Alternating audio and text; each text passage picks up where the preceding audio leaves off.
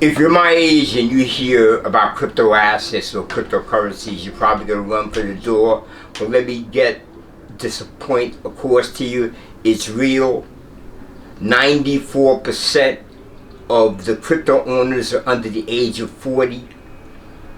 They expect the crypto market to be over $1 trillion by the year 2025.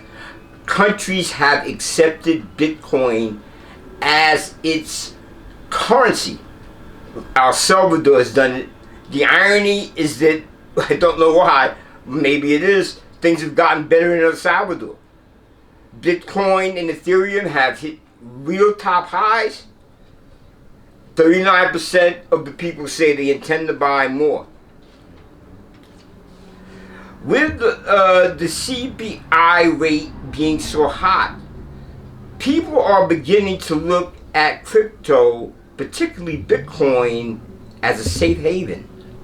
So the Fed isn't too crazy about that. Let's take a step back for those of us that may not know how it works. Now, I'm not going to be able to give you all the details, but at a high level, you're going to understand what's underneath crypto. And then we're going to talk about a couple of projects out there. Okay. What's underneath cryptocurrencies is something called blockchain. It's a distributed ledger system, which means that all the material is duplicated in multiple places. So that prevents a single point of failure. It also has immutability, which means once something is written into the code on those computers, it's there forever. It cannot be changed. And they're linked all through cryptology. There is no need for a central mediator like a bank or insurance company or third party to manage that. To give you an idea how it works, is you see this $20 bill right here? I'm going to hand this $20 bill to my son. Right. Now you all saw that. Now think about this in blockchain. If you were each a computer on the network, you would have a record of that transaction. There'd be no way I'd be able to go back and say that never happened, because each one of you saw how that happened. Let's talk a little bit about a couple of different types of crypto assets. The one that comes to mind easily is Bitcoin, digital gold. It's a store of value. Is it a medium of exchange? Don't know yet. It's certainly divisible. It meets most of the elements of money. Then you have something called non-fungible tokens, which are really collectibles, music, games, artwork, skins, things people have created that are online that you can actually buy. Sort of the best way to define it, as I said from the beginning, is a collectible. Then you have something called IoT, the Internet of Things. In the crypto world, there's investment in the IoT things. There are certain crypto coins.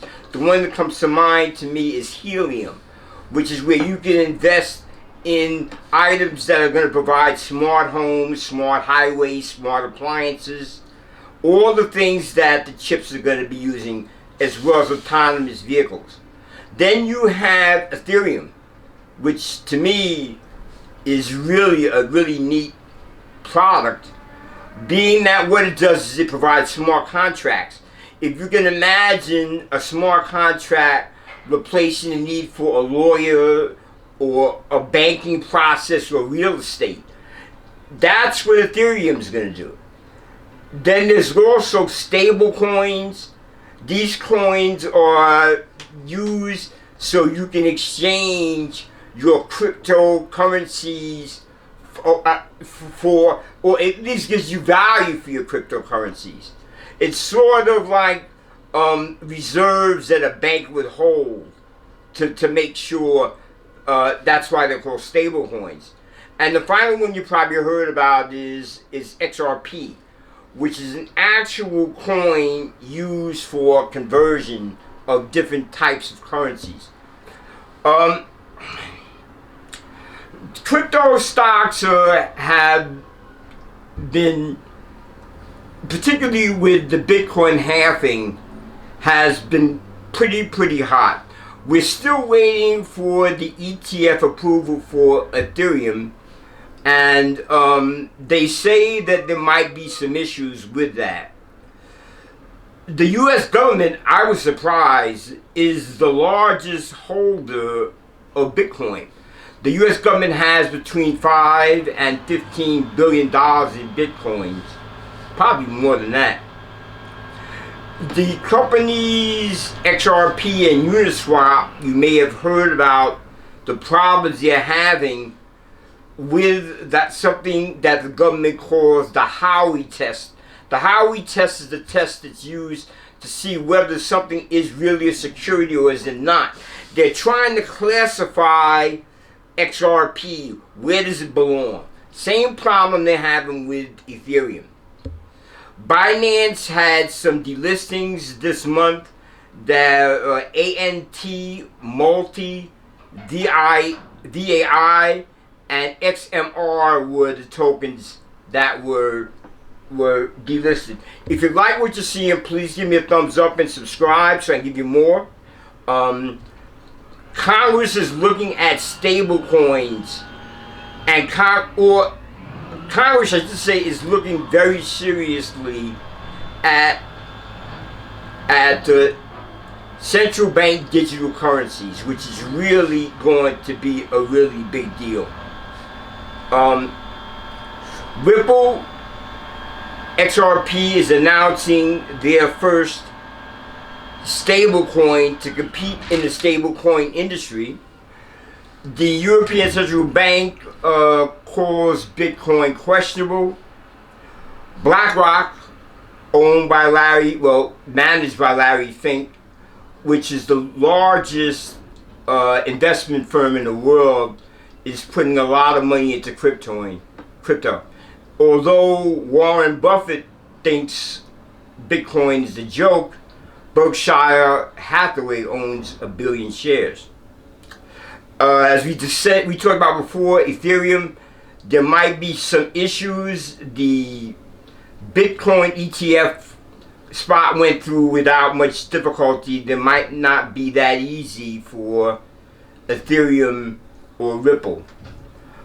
And we talk about the NFTs. They really fall out of flavor except for the premium brands such as a Louis Vuitton. Those type of NFTs are doing quite well. South Africa is beginning to license crypto exchanges. It's the first time that's been done in Africa.